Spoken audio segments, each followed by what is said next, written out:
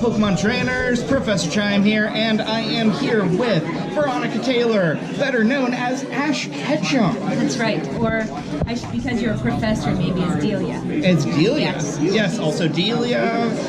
You are May. You are Goldine Diglett, as well as so many other voices. You're amazing, yes.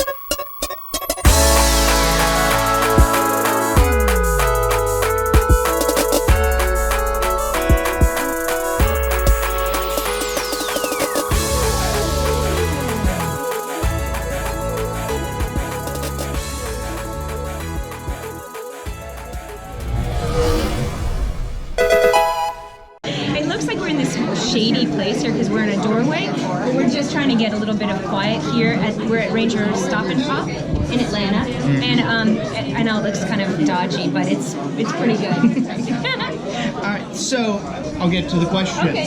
So let's start simple. Who's your favorite Pokemon? Pikachu. Pikachu, yes. Without a doubt, obviously. Yeah, I spent a lot of time with Pikachu. I bet. So aside from Ash, who's your favorite character you've ever played? Oh wow, Ash is definitely my favorite. I never have had a job for 8 years before. I think he was so positive, and I learned a lot from him. I loved playing Amelia in Slayers. I loved pretty much everything I play. I love, which sounds like a cop-out, but it's real. Yukino and His and Her Circumstances. She was kind of very real and yet out there. Right. That makes a lot of sense. And you had a job as April O'Neil for a long time. That's right. April was great. She's a lot better on the computer than I am. She would probably be a whiz at social media, which I'm not. So I'm working on that. So let's ask, what is the best moment, in your opinion, as Ash? What was your favorite scene you ever? Gosh, when we recorded it, because we're dubbing, we would do a whole season, like week after week, each new episode. So it all kind of squished together, if you know what I mean? But what I loved was the real moments that he had, where you could really see his friendship with Pikachu. The moments where he had to let Butterfree go, or where they were battling and they really needed each other. That, because it's real in a way, that's my favorite times. It's not like episode 7 or something, but right. It's, in general. Right, generalization, that makes sense. So, speaking of Delia earlier, how weird is it that you played not only Ash, but Ash's mom? Yeah, what did you have to do to kind of change your voice a little bit, so you're not just doing the same voice twice? Sure, well, Ash kind of, he probably was talking a little bit more around here then, he was a little more stuffy. But Ash is in here, and Delia's up here, and she's much more out there. So it's easy to switch when you understand who the character is. I don't think Delia would never fall into kind of a more raspiness, because she's cheery and very... Right. Yeah. So you've been part of the Sailor Senshi for a very long time. Just now. I'm not in the original. You're not the original. But I'm in the Sailor Moon Crystal. You are in Crystal. I play Pluto in that, and and so we're doing the redubbing of the old episodes and then new episodes. That makes a lot more sense, because I'm not in the original. You're not the original voice actors, but you are the now version of the redub. That's right. So, with that being said, how does it feel to not only be part of the actual Sailor Scouts and then a parody of them in Dragon Ball? Well, I didn't realize that until someone told me that it was a parody. Pluto is very serious. She wants to connect with people, but doesn't have a way to do that. And so the fun thing about being Ribrianne on Dragon Ball is that they're out there and they're all about love, and she holds nothing back. She's there to win, but she's there to win with love, and it's an amazing thing. She's totally the opposite of Pluto. So, more serious question.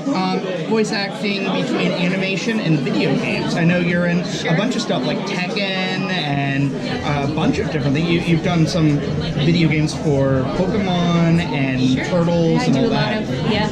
What's the difference? The thing is, with an episode, you understand the storyline. With video games, you mostly get the line. Some games that I'm working on now, you get more of an idea of the scene you're playing, but you're still working with it. And you do more reactions that are not connected to anything. If you have to throw in like, give me a jump that's a small jump, a medium jump, and a high jump, or falling off a curb, falling into a hole, falling down a ravine. You know, like you have to just do those in your head. You imagine them. If you're doing a cartoon, you can see the storyboard, or you're watching it while you're dubbing. You can actually see what you're doing. That makes sense. Yeah. So 2 last questions. Okay. Another serious one. This is for budding voice actors. How difficult is it to get into voice acting nowadays compared to, say, the 90s? I think it's always really difficult because I think it's a hard question because I think it's harder now because there's so many more people who are like, I could be a voice actor, and that there's so many ways that you can audition for things, which also makes it a better chance for you to get work. You know, so there's no easy way to answer this. Right. I can say in my own experience, I worked in New York for a long time, and then I moved to Los Angeles, and it's like I never had a career. It's very hard to get work. It's very hard to break in. There, especially the voice community is very tight-knit, and what I mean by that is that casting directors cast who they know. That makes sense. So it's harder to get work. So there's no easy way. The real answer is if it's something that you love, get as much experience as you possibly can, be the best that you can be, and then just get out there. My career is a crazy quilt of different jobs. I don't do just cartoons and video games. I do audiobooks. I do voice answering systems. I do language programs. I teach Americans English for different things. I do commercials. It's so many different things, which is why I think your acting background is, because you know how to make characters and how to create scenes in seconds flat and do that. So. Awesome. Last question. Yeah. So, do you think that Ash will ever win a Pokemon League? In Ash's mind, he's already won many. Next question. No, I think in this vein of serious answers and serious questions, I think we learned from Ash that it's not all about winning. It really is the journey to get there. Right. And so the fact that he wins or loses, it doesn't really matter in the long run. It's the friends he's made along the way. It's what he's learned about himself, what he's learned about the world, and that's ultimately our journey. And that's how we become better humans.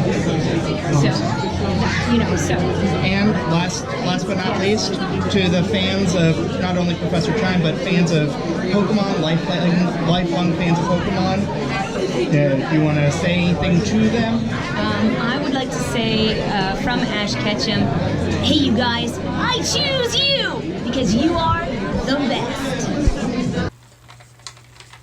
Pokeball, go to my other videos. And then like and subscribe below.